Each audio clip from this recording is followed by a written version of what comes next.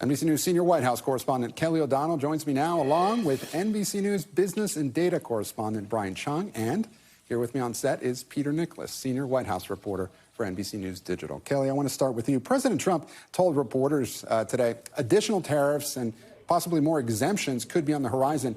Any word on what either of those might be? Well, in terms of coming tariffs, one of the things the president talked about today is the pharmaceutical industry and saying that there aren't sufficient medications made inside the United States, and he wants to encourage that. So he said that is coming. And that, of course, is one of the areas where many Americans are reliant on those imported drugs from overseas that are sometimes in finished form, and other times it's the elements, the ingredients of drugs that are then manufactured separately. So that's one potential piece. And you heard the president in one of the clips that you played, Gabe, talking about automakers who for many years there was a restructuring of how North American auto business is put together across three countries, Canada, the U.S., and Mexico, where there would be sharing of kind of streams of products, the parts and so forth, the components that then could be manufactured in different places. That was part of the president's plan in the first administration, but now he says they need a little more time in order to be able to make all the parts inside the United States. So upending that kind of product line, entirely foreseeable, and yet the president is sort of saying that this is something he's just learning about, and they need to have a little more time. I think it's a question how much time is needed to change that process of acquiring and making parts inside the United States. But all of this is really the doing of the administration, in the sense that they are talking about no exceptions, and yet they are themselves releasing information about exceptions and then explaining how it's different legal authorities, all of which could have been done in sort of the back of the house before it came out to the public. But that's what we're winding our way through day by day. Kelly, a lot of people are wondering what's next here. And, the White House has been saying that it's in the process of negotiating individual trade deals with dozens of other countries, potentially. Any update on the progress of those talks? And is China one of the countries involved yet? I checked on this just a short time ago, and the sort of operational info I have at the moment is that it is still in the neighborhood of about 20 countries that have provided written proposals. Other countries, as many as 75 or more, according to various White House officials, have reached out saying they want to negotiate with the United States. But that smaller group has a thought-out proposal with specific things that they would be willing to consider to engage with the trade negotiators on behalf of President Trump. So that is a time-consuming process. Notably, China is not in line to do that. They are taking a different position.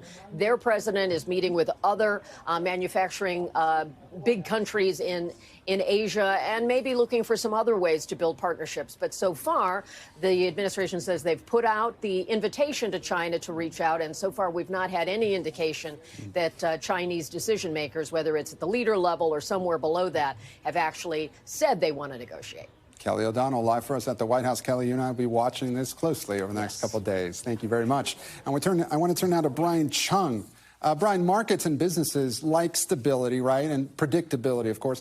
What effect has this confusion had?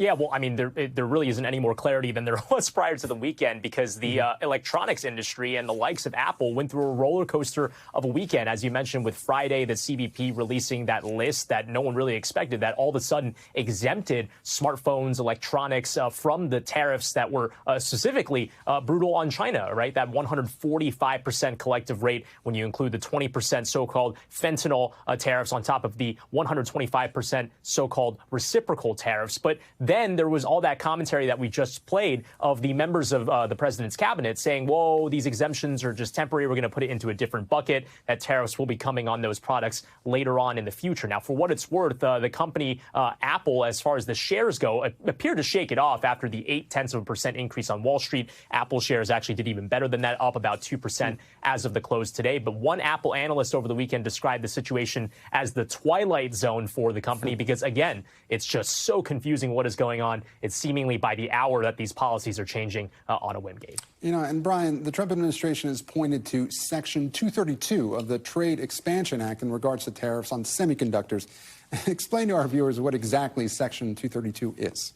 Yeah, and this is really important because these are the buckets that the president was talking about on Truth Social when he elaborated and said that, whoa, these exemptions are not necessarily going to be in place for that long. They will be tariffed under a different policy. That policy is the Section 232, as you mentioned, which is basically a way for the president to order the Commerce Department, which is currently headed by Howard Lutnick, to do a review to see whether or not there are national security concerns presented by certain imports of specific items. This is the exact way that the government was able to tariff things like steel and aluminum. That is under a Section 232. So the next step, it sounds like, based off of what we heard from the administration, semiconductors, which could be looping in all these other types of tech products like laptops and smartphones as well. But the buck does not stop there. Kelly was just talking about pharmaceuticals. That sounds like it would be folded under Section 232, as well as copper, which the president and the administration have been previewing as well.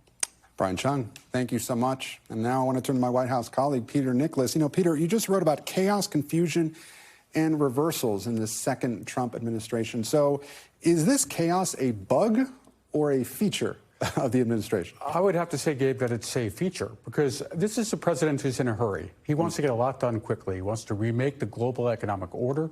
He wants to shrink the size of government. And he understands that he has about a year and a half to do that while he has majorities in both the House and Senate, Republican majorities. So the midterm elections could change a lot. His agenda could be throttled if his party loses control of Congress. So he is moving quickly on a variety of fronts. If there's resistance, he's just going to try to overcome it and plow through it. So I know publicly we've been hearing from the administration when it comes to tariffs. This was all part of the plan. All these changes, they were seeing this from the beginning. But really, is there any concern inside the West Wing on whether they may have mixed up the messaging for all this? Well, bear in mind, this is a team that is beholden to him. And I feel these are people who he's put in positions to facilitate his agenda. In the first term, interestingly, we had some people who had their own kind of independent agendas. They had their own sort of stature and personalities, were willing to push back, perhaps. I think that this time he expects that his team needs to implement his agenda, really. And if there's some reversals, if there's some policy about faces, they're there to support him. They're not going to necessarily question him or create more problems for him. Yeah, certainly a lot more loyalists in this administration. Now, Peter, here's what Peter Navarro told Kristen yesterday about this tariff whiplash. Let's listen.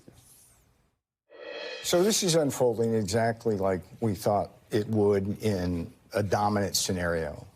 What's going on here is we start with the observation. I don't think you would disagree with me at all.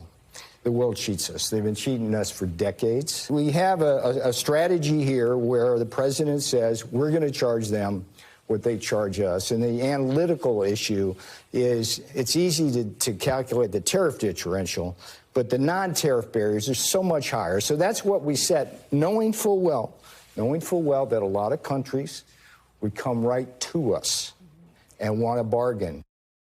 Peter, break this down for us. What is the White House's tariff strategy here? You just heard Peter Navarro. You know, a couple days ago, he was saying there were going to be no exemptions. And now we heard President Trump today in the Oval Office saying that he needs to be flexible. So what gives?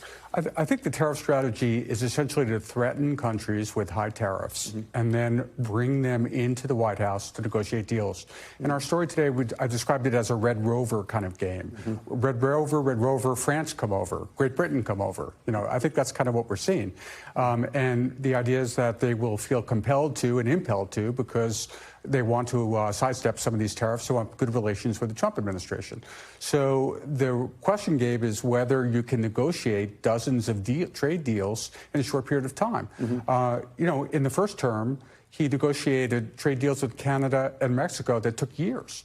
So how is this going to happen in a 90-day period in which he suspended these tariffs? It's hard to fathom. That's right, 90 days, not a very long period of time. And then, as Kelly mentioned, where's China in all this? We'll be watching. Peter Nicholas, thank you so much. Thanks for watching. Stay updated about breaking news and top stories on the NBC News app or follow us on social media.